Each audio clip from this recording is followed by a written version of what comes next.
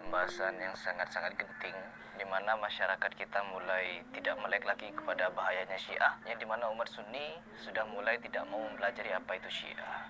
أشهد أن أبا بكر وعمر أشهد أن أبا بكر وعمر وعثمان وعائشة وحفصة في النار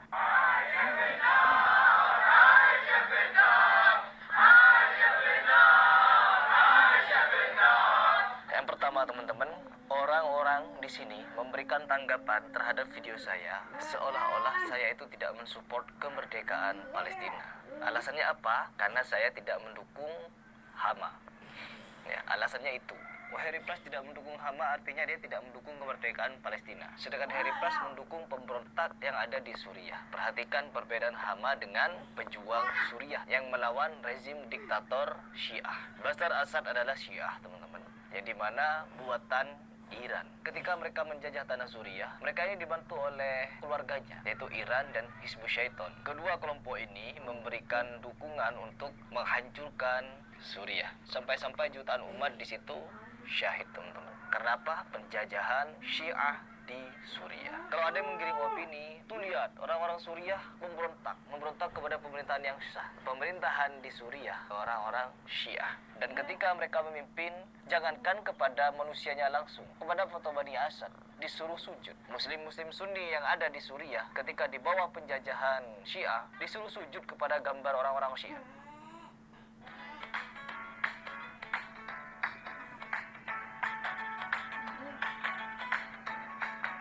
Sunni yang ada di Suriah ketika di bawah penjajahan Syiah disuruh sujud kepada gambar orang-orang Syiah.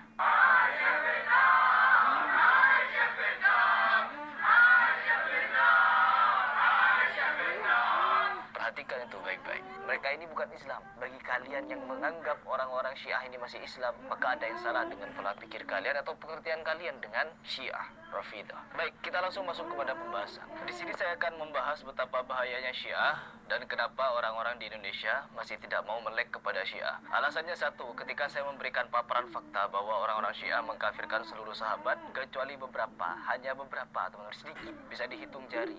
Bahkan mereka ini menyebut hanya Ali dan keturunannya yang patut untuk diikuti. Selain itu tidak boleh diikuti karena apa? Kafir.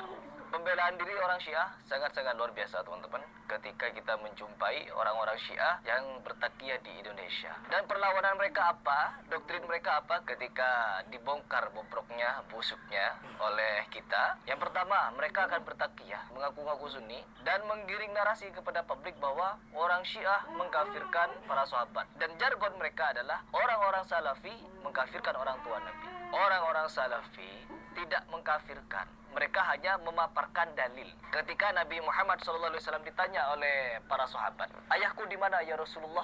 Ini sahabat nanya kepada Rasul, ayahmu di neraka. Dan begitu pun juga dengan ayahku, ayahmu dan ayahku ada di neraka. Lalu menggunakan perasaannya, mereka ini tidak mau kalau orang tua Nabi di neraka. Mereka mentakwil perkataan itu bahwa diarahkan kepada pamannya Nabi, teman-teman. Bahwa orang tua kandung Nabi tidak mungkin di neraka. Bagaimana dengan orang tua kandung Nabi Ibrahim? Bagaimana dengan anak kandung Nabi Nuh? Ya, bagaimana? Bahwa semua Nabi memiliki ujiannya masing-masing. Perhatikan baik-baik. Kalau kita menggunakan perasaan, ya tidak akan ada orang yang masuk neraka. Karena apa?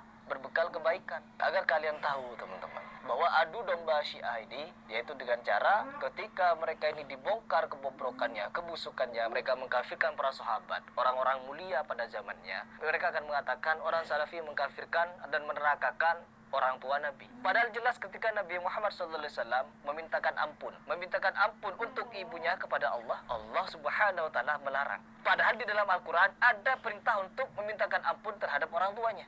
Ya, agar kalian tahu, di dalam Al-Quran diperintahkan untuk memintakan ampun kepada kedua orang tuanya. Tapi kenapa Nabi Muhammad SAW dilarang? Jangan menggunakan perasaan, karena Islam itu adalah agama dalil. Ya, agama dalil Islam ini. Jadi setiap kita harus memaparkan dalil untuk memberikan pendapat. Di mana orang tua Nabi di neraka misalkan. Siapa yang mengucapkan? Nabi sendiri. Kalau pernyataan ayah Nabi itu di neraka, ada dalilnya. Tapi kalau ibu Nabi Muhammad SAW, tidak ada keterangan bahwa di neraka. Keterangannya apa? Dilaranglah Nabi Muhammad SAW memintakan ampun untuk ibunya kepada Allah, ya, dilarang. Ada dalilnya, teman-teman. Tapi kalau orang Syiah, dalilnya apa? Adu domba Yahudi Majusi. Dalilnya orang Syiah mengkafirkan para sahabat Nabi sampai istri Nabi, bahkan kemaluan Nabi ada di neraka. Dalilnya apa? Adu domba Yahudi dan Majusi. Ya, akibat Yahudi dan Majusi, orang-orang Syiah mengkafirkan para sahabat yang lain dan meneraka-nerakakan mereka semua. Dalilnya itu, adu domba Yahudi Majusi, yaitu orang yang mereka sembah-sembah sampai hari ini, diagung-agungkan. Siapa? Abu Lu'lu'ah, pembunuh Umar, oleh orang-orang Syiah dipuja-puji. المهاجرون لم يأتمروا بأمر رسول الله فلم يقتلوا عمر. الأنصار لم يأتمروا بأمر رسول الله فلم يقتلوا عمر. أصحاب بيعة الشجرة لم يأتمروا بأمر رسول الله فلم يقتلوا عمر. من ائتمر بأمر رسول الله فقتل عمر؟ المسلم المؤمن المتقي الورع الشجاع الجريء الباسل أبو إسلام المعروف بأبي لؤلؤة رضوان الله تعالى عليه.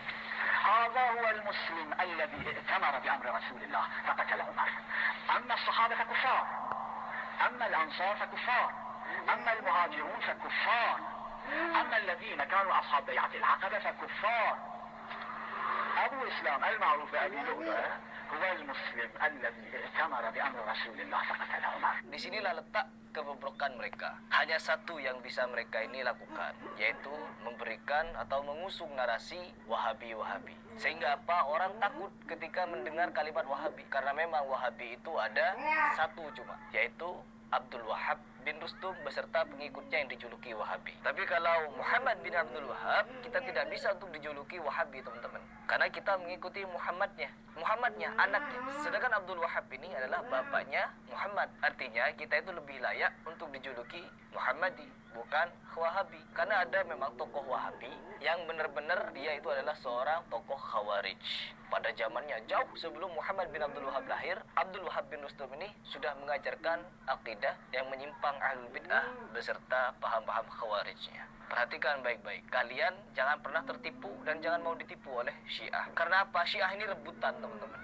Sebelum kita masuk kepada pembahasan bahwa orang-orang Syiah ini memiliki pembelaan diri dengan bertakiyah menjadi Sunni, lalu memberikan narasi Syiah mengkafirkan para sahabat, Wahabi mengkafirkan orang tua Nabi. Perhatikan, teman-teman. Syiah mengkafirkan para sahabat bukan berarti mereka punya dalil. Tapi ketika orang Salafi memberikan paparan dalil bahwa orang tua Nabi di neraka, itu mereka ilmiah, tidak dengan hawa nafsunya. Sekarang masuk lagi kepada kebiasaan orang-orang Syiah untuk menipu umat. Yang pertama, mereka ini dengan beralasan cinta Ahlul Bait, cinta kepada keturunan Ali bin Abi Thalib, mereka ini sampai-sampai rela untuk mengkafirkan para sahabat. Mereka tidak punya dalil. Taqiyah mereka sangat-sangat luar biasa. Yang pertama, kalau kita berbicara masalah akar permasalahan orang-orang Syiah, ya sebenarnya memang kepada Sunni Syiah adalah konflik utama yang menyebabkan kehancuran Ardus Syam, yang dimana ada propaganda mereka dengan Yahudi untuk menguasai Jazirah Arab. Perhatikan itu. Yang pertama, mereka ini memiliki gerakan propaganda untuk menghancurkan negara Sunni,